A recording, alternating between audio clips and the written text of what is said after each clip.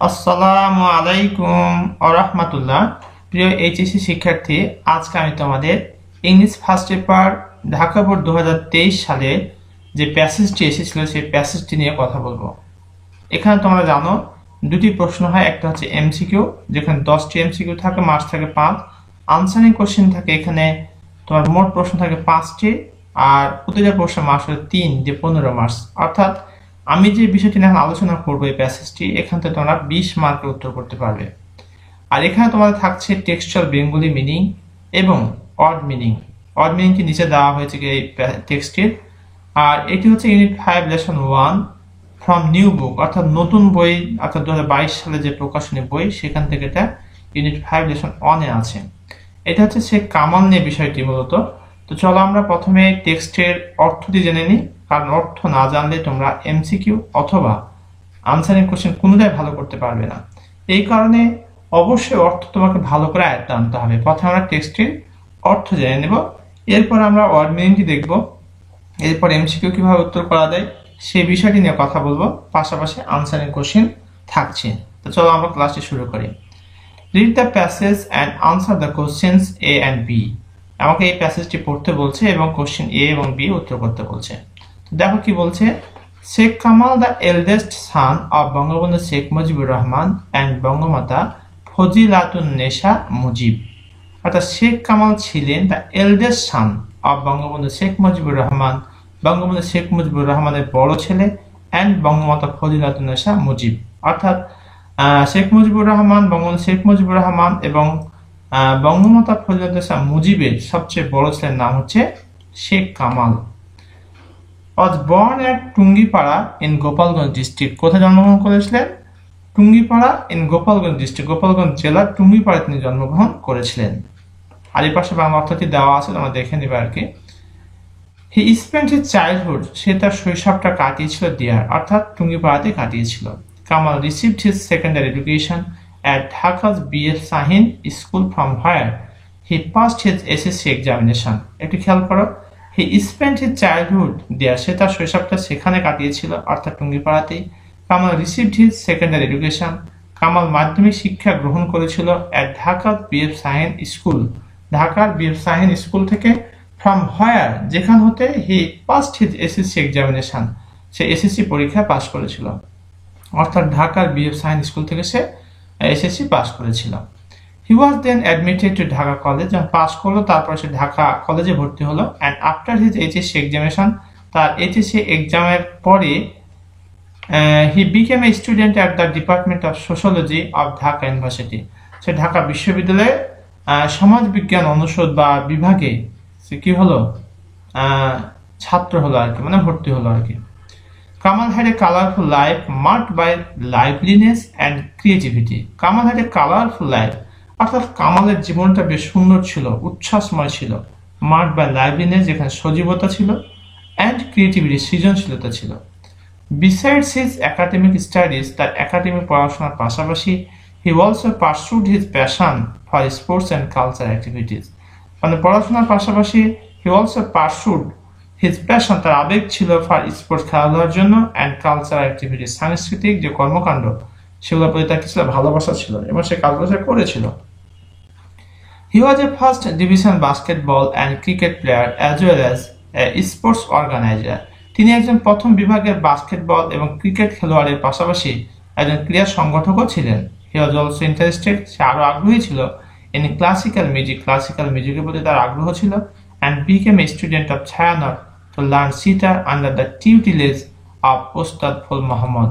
কি বলছে দেখো, and became a student of Chayanot, সে ছায়ানটে কি একজন শিক্ষার্থী হয়েছিল, to learn sitar, সিতার শেখার জন্য, under the tutelage of Ustad Phul Muhammad, অর্থাৎ ওস্তাদ ফুল মোহাম্মদের তত্ত্বাবধানে সে সিতার শিখেছিল আর কি। অ্যাপার্ট ফ্রম সিতারের পাশাপাশি বা সিতার ছাড়াও Kamal had a passion for piano, তার পিয়ানোর প্রতি কি ছিল, একটা আবেগ ছিল, ভালোবাসা ছিল। He had a good collection of musical instruments, তার মিউজিক্যাল ইনস্ট্রুমেন্ট যথেষ্ট সংগ্রহ ছিল। On the second floor of the house at Dhanmondi road number 32, ধানমন্ডির রোড নাম্বার 32, যেটা road number 32, Dhanmondi road number 32, তার সেই বাসাতে যথেষ্ট দ্বিতীয় ফল যথেষ্ট কালেকশন ছিল তার musical ইনস্ট্রুমেন্টের। It was well known to his friends, এটা তার বন্ধুদের কাছে পরিচিত, that Sheikh Kamal used to begin his day practicing the sitar and during the day played basketball or football or cricket. বলছে it is well known to his friends, এটা তার বন্ধুদের কাছে সুপরিচিত, that Sheikh Kamal used to begin, Sheikh Kamal তার দিনটা শুরু করত his day practicing the sitar, সিতারটা চর্চা করে সে শুরু করত, and during the day দিনের বেলায় প্লেড বাস্কেটবল খেলতো, ফুটবল খেলতো অথবা ক্রিকেট খেলতো। শুরু করতো তোমার sitar, Sheikh Kamal used to begin his day practice, sitar practice করে শুরু করতো আর দিনের বেলা সে এগুলা খেলতো আর কি। ইন দ্য ইভিনিং, সন্ধ্যার সময়, হি ওয়াজ অফেন সিন, তাকে প্রায় দেখা যেত অন স্টেজ রিহার্সিং আ প্লে, অর্থাৎ স্টেজে তাকে একটা নাটক রিহার্সিং করতে, চর্চা করে দেখা যেত আর কি, প্র্যাকটিস করতে। He took part in stage performance of Kabar, he took part, সে অংশগ্রহণ করেছিল ইন স্টেজ পারফরমেন্সে অফ কবর, কবর হচ্ছে নাটক একটা, written by prominent playwright Shahid Munier Chowdhury. Prominent হচ্ছে বিখ্যাত নাট্যকার, আর প্লে রাইট হচ্ছে নাট্যকার। বিখ্যাত নাট্যকার শহীদ মুনির চৌধুরীর কবর নাটকে তাকে কি করে স্টেজ পারফরমেন্স করতে দেখা যেত। Kamal was one of the founders of Dhaka theatre, Kamal ছিলেন অন্যতম একজন ফাউন্ডার, প্রতিষ্ঠাতা অফ ঢাকা থিয়েটারের। He was also a founder of Spandan Shilpi Goshthi, a culture organisation. He was also a founder, তিনি আরো একজন প্রতিষ্ঠাতা ছিলেন অফ স্পন্দন শিল্পী গোষ্ঠীর এই কালচার অর্গানাইজেশন, যেটা হচ্ছে একটা সাংস্কৃতিক সংগঠন। এন্ড হু ডাজন্ট নো, এবং কে জানে না, that Sheikh Kamal was the founder of Abahani Krirachakra, অর্থাৎ আবাহনী ক্রীড়াচক্র যে প্রতিষ্ঠাতা শেখ কামাল, এটা কে জানে না। That introduce modern football in our country, বলছে আর কে না জানে যে শেখ কামাল আমাদের দেশে আধুনিক ফুটবলের সূচনাকারী আবাহনী ক্রীড়াচক্রের প্রতিষ্ঠাতা ছিলেন, মানে সবাই জানে আর কি। There are interesting traits in Kamal's character. বেশ কামালের চরিত্রে আকর্ষণীয় বৈশিষ্ট্য রয়েছে। He was the eldest son of a prime minister and later of a president. He was the eldest son, সে ছিল জ্যেষ্ঠ পুত্র, বড় পুত্র, of a prime minister, প্রধানমন্ত্রী, and later of a president, পরবর্তীতে রাষ্ট্রপতির, অর্থাৎ তার পিতা একজন প্রাইম মিনিস্টার ছিলেন, পাশাপাশি পরবর্তীতে রাষ্ট্রপতিও ছিলেন, যার কারণে বলা হচ্ছে সে ছিল জ্যেষ্ঠ পুত্র আর কি, প্রাইম মিনিস্টার, পরবর্তীতে প্রেসিডেন্টে। তথাপিও his life was very simple, তার জীবন ছিল বেশ সাধারণ। He didn't take any advantage of his father's name and office, সে তার পিতার নাম এবং অফিস থেকে কোনো প্রকার সুযোগ সুবিধা সে নেয়নি। As he loved to spend time with his friends at Tungipara in his childhood, he loved to do the same during his college and university days. As he loved to spend time, ছোটবেলায় তিনি যেমন টুঙ্গিপাড়ায় বন্ধুদের সাথে সময় কাটাতে পছন্দ করতেন, কলেজ ও বিশ্ববিদ্যালয়ের দিনগুলোতেও তাই করতে ভালোবাসতেন। ওয়াচিং গুড মুভিজ, ভালো মুভি দেখে, উইথ দেন তখন, মধুমিতা, নাচ আর Balaka cinema hall, was also something that he really like, তাদের সঙ্গে মধুমিতা, নাচ বা বলাকা সিনেমা হলে ভালো সিনেমা দেখাও তার খুব পছন্দের ছিল। প্রিয় শিক্ষার্থী, এই ছিল আমাদের প্যাসেজটির বেঙ্গলি মিনিং। এবার আমরা অড মিনিংটা একটু দেখে নেব। চাইল্ডহুড হচ্ছে শৈশব, কালারফুল বর্ণাঢ্য, ক্রিয়েটিভিটি সৃজনশীলতা, অর্গানাইজার সংগঠক, ইন্টারেস্টেড আগ্রহী, ওয়েল নন সুপরিচিত, টেক পার্ট অংশগ্রহণ করা, ইন্টারেস্টিং আকর্ষণীয়, প্রাইম মিনিস্টার প্রধানমন্ত্রী, প্রেসিডেন্ট রাষ্ট্রপতি। প্রিয় শিক্ষার্থী, তোমরা অবশ্যই এই শব্দার্থগুলো এবং এই প্যাসেজটির বেঙ্গলি মিনিং পথে ভালো করে জেনে নেবে। আর এটা জেনে নিলে তোমরা অবশ্যই যে কোনো প্রশ্নের উত্তর খুব সহজেই করতে পারবে, আমার দৃঢ় আত্মবিশ্বাস। এরপরে আমরা দেখবো এখন পরবর্তী এমসিকিউ এবং যে আনসারিং কোশ্চেন আছে সেটি নিয়ে এখন কথা বলবো আর কি।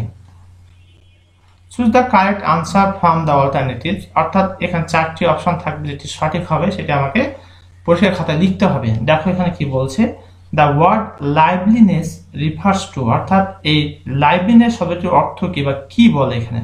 তো প্রথমে আমরা দেখে নিই, লাইভলিনেস এর মানে হচ্ছে মানে প্রেমময়তা বা তোমার সজীবতা, এরকম সবসময় সতেজ ভাব, এরকম একটা অবস্থা। তো এখান থেকে অপশন হচ্ছে লাভলিনেস, ওয়ারিনেস, এক্সুবারেন্স, ডালনেস। লাভলিনেস হচ্ছে প্রেমময়তা, ওয়ারিনেস হচ্ছে বিষণ্ণতা, এক্সুবারেন্স হচ্ছে উচ্ছ্বাস, আর ডালনেস হচ্ছে নিস্তেজতা। তো এখান থেকে উত্তরটি হবে এক্সুবারেন্স মানে উচ্ছ্বাস, লাভলিনেস হচ্ছে উচ্ছ্বাস। তাহলে এটা আমরা মার্কিং করে দিচ্ছি আমি তোমাদের বোঝার সুবিধার্থে। এটা হচ্ছে উত্তর। The phrase took part in the passage implies, অর্থাৎ টেক পার্টের পাস্ট হচ্ছে টুক পার্ট মানে অংশগ্রহণ করা, আর এখানে অংশগ্রহণ করেছিল।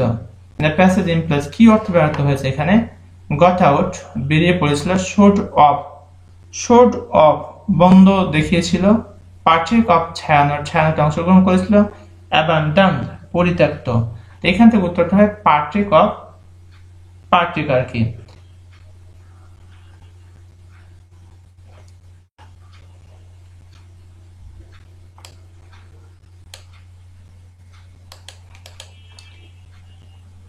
C number, Sheikh Kamal became a student of China with a view to, প্রিয় শিক্ষার্থী মজার একটি বিষয় রয়েছে এখানে দেখো, এই ভিউ টু যেখানে থাকে উইথ ভিউ টু এর পরবর্তী ভার্বের সাথে যুক্ত হয়।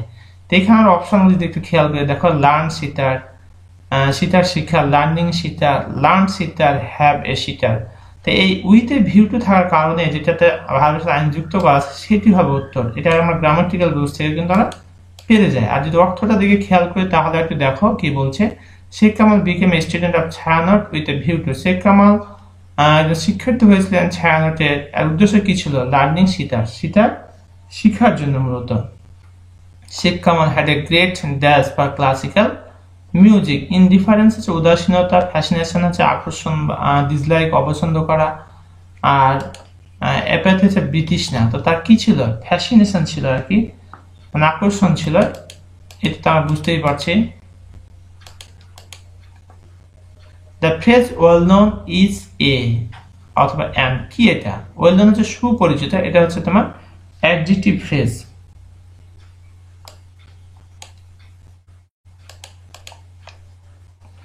প্রিপোজিশনাল ফ্রেজ, আচ্ছা, টিউটিলেজ in the text could be best replaced by, অর্থাৎ টিউটিলেজ শব্দটি কোনটি দ্বারা রিপ্লেস করা যায়, অর্থাৎ এর অর্থটি কি হবে? টিউটরের তত্ত্বাবধান, এখানে আমরা দেখতে পাই টিউশন হচ্ছে তোমার টিউশন, যেটাকে টিউটর গৃহশিক্ষক, অ্যাড্রেস ঠিকানা, আর গার্ডিয়ানশিপ হচ্ছে তোমার তত্ত্বাবধান যেটা আর কি, সেটা হবে এখানে উত্তর। অর্থাৎ টিউটিলেজ শব্দটি রিপ্লেস করা যাবে গার্ডিয়ানশিপ দিয়ে।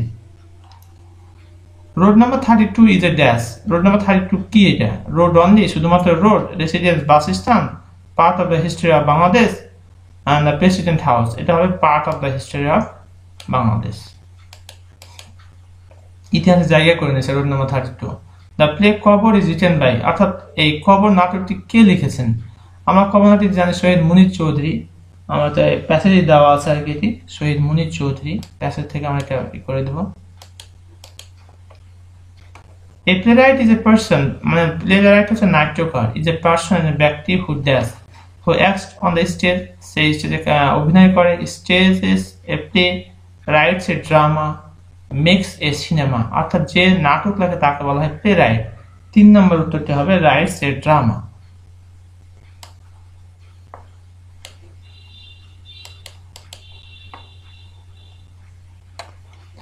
Sheikh Kamal started his day by, Sheikh Kamal তার দিনটা শুরু করতো কিভাবে? প্র্যাকটিসিং দ্য সিটার, আমরা এটা প্যাসেজ থেকে পেয়ে যাবো আর কি, যখন আর পরিচয়টা মনোযোগ সহকারে খেয়াল করলে খুব অনায়াসে পেয়ে যাবে। এই ছিল আমাদের এমসিকিউ 10টির উত্তর। আশা করি তোমরা বুঝতে পেরেছো। আর আনসারিং কোশ্চেনে দেখবো প্রিয় শিক্ষার্থী, তোমরা খাতা কলম নিয়ে বিশেষ করে তোমরা টেক্সটটি নিয়ে বসো, যাতে করে তোমরা বুঝতে সহজেই পারো আর কি। আমি প্রশ্নের বাংলা অর্থটি বলে দেবো এবং কিভাবে হচ্ছে, কোথা থেকে হচ্ছে, সেই জিনিসটা তোমাদের বলার চেষ্টা করবো আর কি ইনশাআল্লাহ। What do you know about the parentage and birth place of Sheikh Kamal? বলছে হোয়াট ডু ইউ নো, তুমি কি জানো বা তোমরা কি জানো অ্যাবাউট দ্য প্যারেন্টেজ, পিতামাতা সম্পর্কে, and birth place of Sheikh Kamal, Sheikh কামালের পিতামাতা এবং তার জন্ম স্থান সম্পর্কে কি জানো? তার প্রথমে কিন্তু এই যে প্যাসেজটি পড়েছি তার প্রথমেই কিন্তু দেওয়া আছে, একটু যদি তোমরা ভালো করে খেয়াল করো খুব সহজেই কিন্তু তোমরা পেরে যাবে। এখানে দেখো যে Sheikh Kamal was the eldest son of Bangabandhu Sheikh Mujibur Rahman and Bangamata Fazilatunnesa Mujib. Sheikh Kamal ছিলেন বড় ছেলে বঙ্গবন্ধু শেখ মুজিবুর রহমানের এবং বঙ্গমাতা ফজিলাতুন্নেসা মুজিবের। He was born at Tungipara in Gopalganj district. তিনি গোপালগঞ্জ জেলার টুঙ্গিপাড়া জন্মগ্রহণ করেছিলেন। প্রিয় শিক্ষার্থী, এটা একেবারে বাক্যের তোমার আমরা ইয়াতে যাই, প্যাসেজটি শুরুতে কিন্তু দেওয়া আছে, যদি আমরা একটু খেয়াল করি দেখো। তার প্রথমে একটু দেখে নাও, পেরে যাবে একদম স্টার্টিং এ দেওয়া আছে। এর পরের প্রশ্নটি দেখে আমরা, Sheikh Kamal was both a sports lover and a good organizer. Sheikh Kamal ছিলেন একজন স্পোর্টস লাভার, স্পোর্টস প্রেমিক এবং ভালো সংগঠক। Do you agree? তুমি কি একমত? এই কথার সাথে কি তুমি একমত? Give reasons for your answer. তোমার উত্তরের কারণ দেওয়া, মানে কারণ দিতে বলছে যে তুমি যদি একমত হও সেটার কারণ জানাতে হবে কেন, আর যদি একমত না হয় সেটার কারণ দিতে হবে। তো অবশ্যই কারণ আমরা দেখতে পাই শেখ কামাল অবশ্যই এগুলো কি ছিলেন, স্পোর্টস লাভার ছিলেন, গুড অর্গানাইজার ছিলেন। তাহলে আমরা কি বলবো? উত্তরটি ইয়েস হয়ে গেল। এরপর I agree with the statement, আমি এই স্টেটমেন্টের সাথে কি একমত, that Sheikh Kamal was not only sports lover but also an organizer. আমরা এই কথাটাকে এভাবে লিখতে পারি, I agree with the statement that Sheikh Kamal was both a sports lover and a good organiser.